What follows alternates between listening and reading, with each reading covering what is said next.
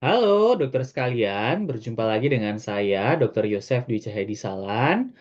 Hari ini kita akan coba diskusikan terkait dengan alat yang sering digunakan untuk memonitor kondisi bayi, baik itu pada kondisi sebelum melahirkan ataupun saat ingin melahirkan. Alat tersebut bernama kardiotokografi atau yang sering kita sebut sebagai CTG. Nah, alat CTG ini merupakan alat monitoring untuk memantau detak jantung janin dan juga kontraksi yang terjadi pada ibu. Alat ini akan menghasilkan sebuah gambaran grafik di mana gambaran grafik tersebut dapat kita pergunakan untuk mengevaluasi dan menentukan apakah kondisi janin itu cukup sejahtera saat berada di dalam perut ibu dan saat persalinan itu berlangsung. Proses perekaman ini biasanya berlangsung selama kurang lebih 10-20 menit dan sebagai catatan bahwa alat ini bersifat sebagai alat bantu. Artinya kita juga tetap harus mengevaluasi apakah ada kondisi-kondisi yang memungkinkan terjadinya masalah pada saat proses persalinan berlangsung.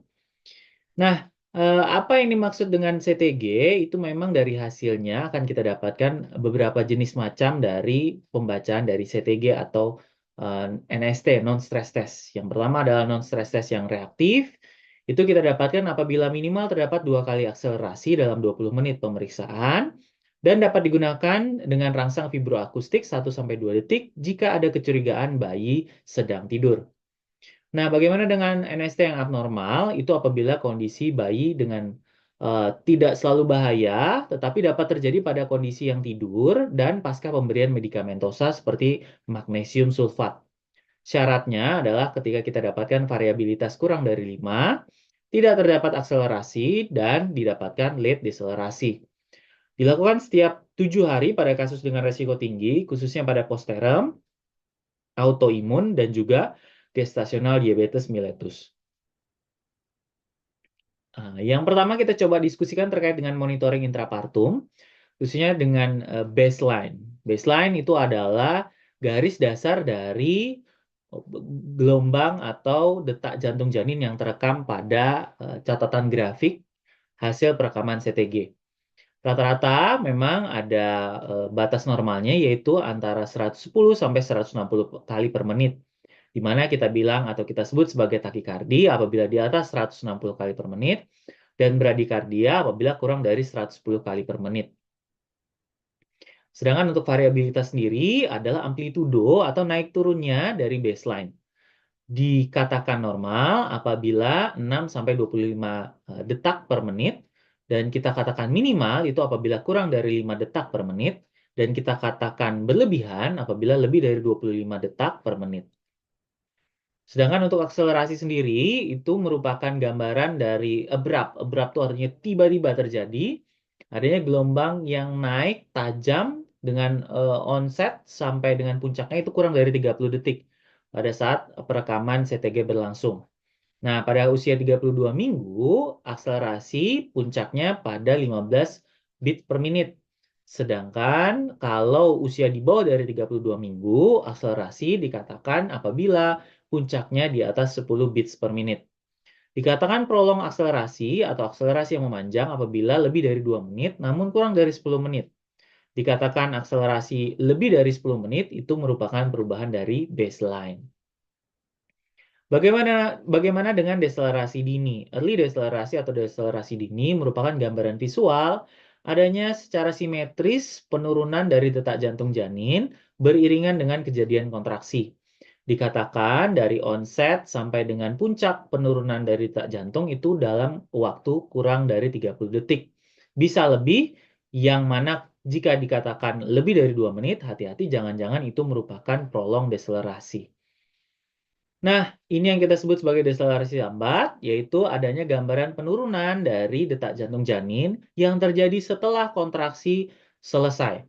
Dan biasanya dari puncak, dari awal mulai sampai dengan puncak penurunan detak jantung janin itu terjadi selama 30 detik atau lebih.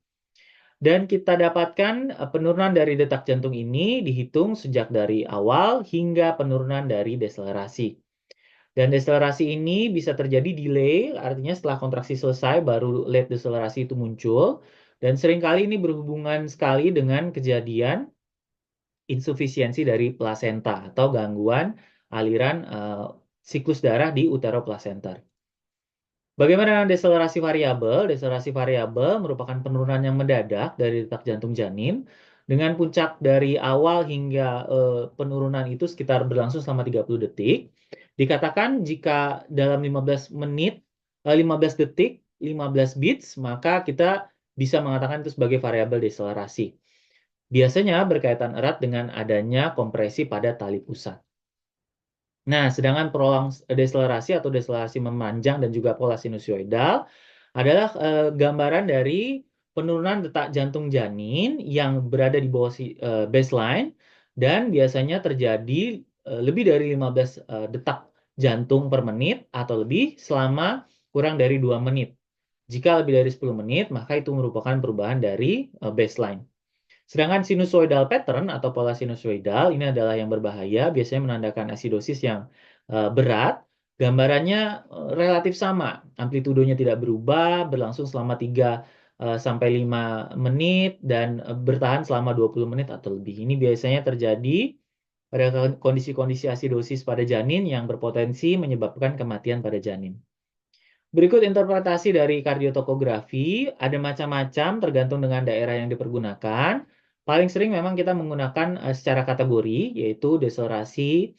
Jika memang normal, kita kategorikan sebagai kategori 1. Jika abnormal, artinya didapatkan late deselerasi berulang, adanya variabel deselerasi berulang, maka kita kategorikan sebagai kategori 3. Dan kita katakan suspicious jika kita tidak menemukan kondisi yang normal, namun juga bukan suatu kondisi yang berat atau kondisi yang abnormal begitu. Dan bagaimana atau apa yang harus kita lakukan yaitu resusitasi intrauterin. Yang pertama, jika memang kita mendapatkan gangguan atau masalah pada detak jantung janin, paling pertama yang kita sarankan adalah tidur miring ke kiri, berikan oksigen, berikan cairan intravena, dan kurangi dari kontraksi rahim. Jika didapatkan prolong deselerasi, maka stop oksitosin atau prostaglandin yang diberikan, pertimbangan untuk pemberian terbutalin. Jika variabel deselerasi yang berulang atau pemanjangan deselerasi atau bradikardi, disarankan untuk melakukan amnioinfusi. Jika memang didapatkan prolaps atau prolaps dari tali pusat, maka disarankan untuk segera melakukan elevasi pada kepala bayi agar tidak menekan tali pusat tersebut. Kemudian bagaimana kontraksi itu didefinisikan? Normal apabila didapatkan 5 atau kurang dari 5 kontraksi dalam 10 menit, rata-rata selama 30 menit, dan dikatakan taksisistol apabila didapatkan lebih dari 5 kontraksi dalam 10 menit, dalam kurun waktu 30 menit. Taksisistol itu biasanya kita sebut sebagai mengganti kata-kata hiperstimulasi. Apa yang baru? Jadi saat ini CTG sudah bersifat wireless, tidak lagi menggunakan kabel sebagai alat perekaman kondisi kehamilan yang bahkan bisa dikerjakan di rumah, di mana bisa dimonitor secara rutin dan intens oleh tenaga kesehatan di fasilitas kesehatan.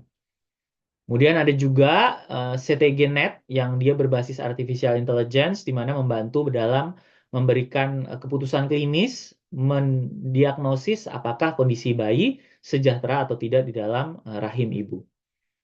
Dan yang kemungkinan menjadi masa depan interpretasi dari CTG, ini merupakan jurnal yang dirilis oleh Yan Jujia.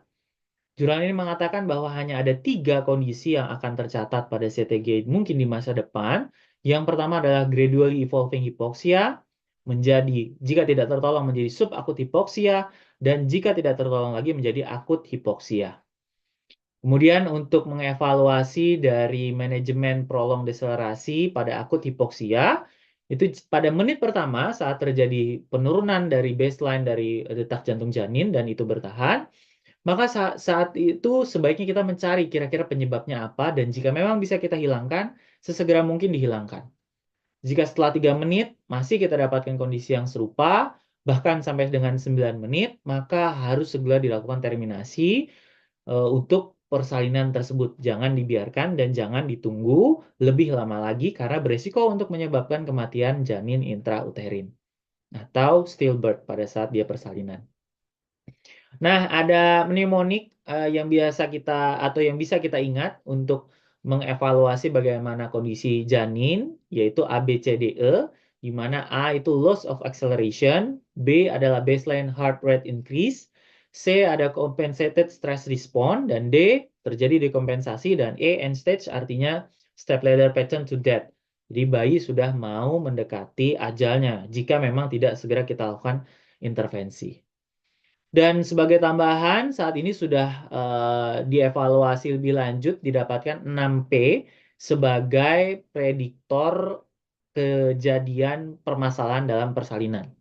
Yang pertama adalah problem, yaitu jika didapatkan mekonium, adanya oksitosin indus hiperstimulasi atau takisistol tadi, infeksi dari ibunya, demam pada ibunya, kemudian adanya insufisiensi plasenta, dan juga kondisi ibu yang tidak baik, seperti adanya diabetes ketoasidosis atau ketoasidosis diabetikum.